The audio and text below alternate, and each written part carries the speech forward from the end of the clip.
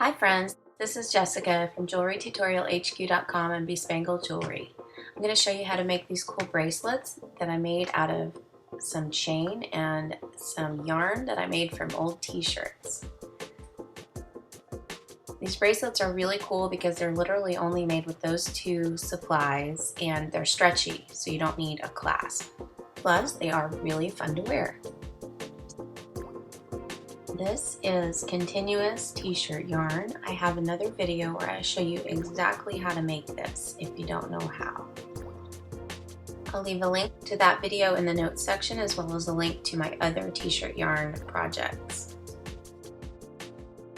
So I'm starting with two 24-inch pieces of this continuous t-shirt yarn and starting with one vertical that's on the bottom and crossing the other one over it at a perpendicular angle.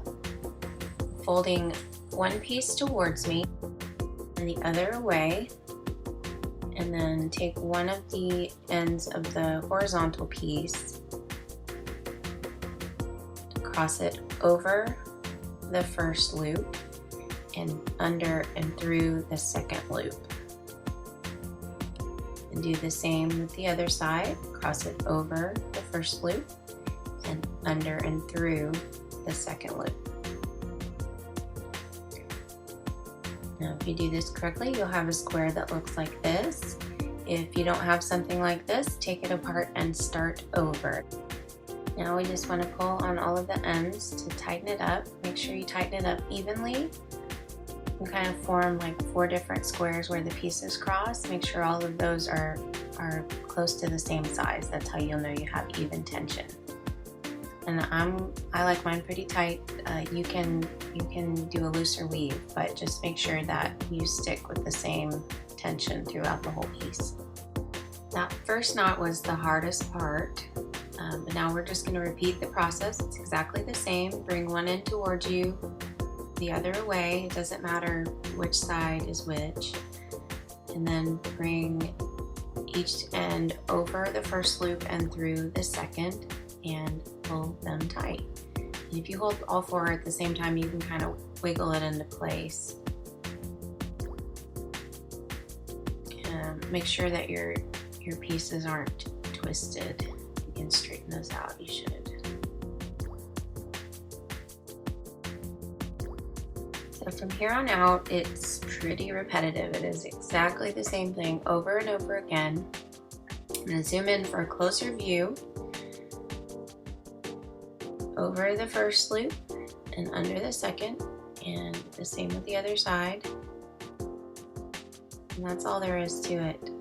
So I'm going to go ahead and speed up the video so we can move on to the next part.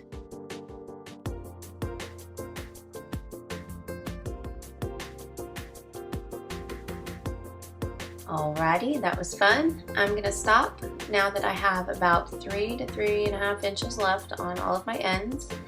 And the woven part is about the same, about 3.5 inches long. I'm going to go ahead and attach the chain. I'm using a curb chain, which is great for this type of project. That means that the links are twisted. When they're arranged in the right way, they lie flat, like this. It's perfect for these kind of bracelets. The links on this particular chain are open, and this chain is strong, but it's still, I can open it up with my fingers. If you can't use your fingers, then you'll need 2 pairs of pliers to open up the chain. Pass the chain through a couple of the loops at the finished end of your weave, and then close that chain back up with your fingers if you can, or with your pliers if you need them.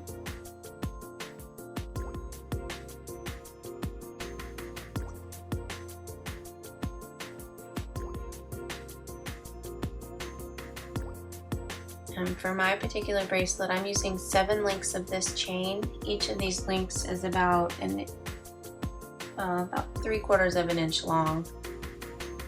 So you'll determine the length you need by the size of your wrist and the size of your chain and the size of your weave. So every bracelet will be different. Make sure your chain is not twisted.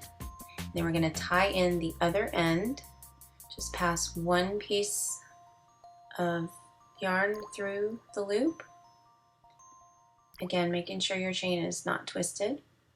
And then tie it to the corresponding other end and pull it tight. You might want to check the fit of your bracelet before you pull all your knots really tight. This would be a good time to do that. That way you can add more weave, take some away, or do the same with the chain legs, for example. Now you're going to tie the other two ends together over that first knot really tight, and then again the first ends over that second knot. Now make about 4 knots and pull them really tight before I snip the ends off. If you want, you can glue the fabric here. You could use fabric glue, or you could use E6000. I don't usually recommend using super glue just because it dries really hard and gets kind of scratchy. That's it. The last thing to do is snip off the ends.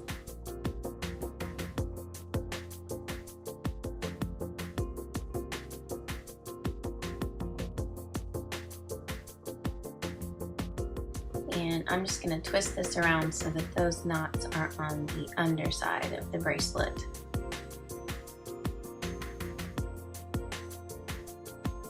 Thank you so much for watching. I hope you enjoyed this project, that you'll come back and see me soon.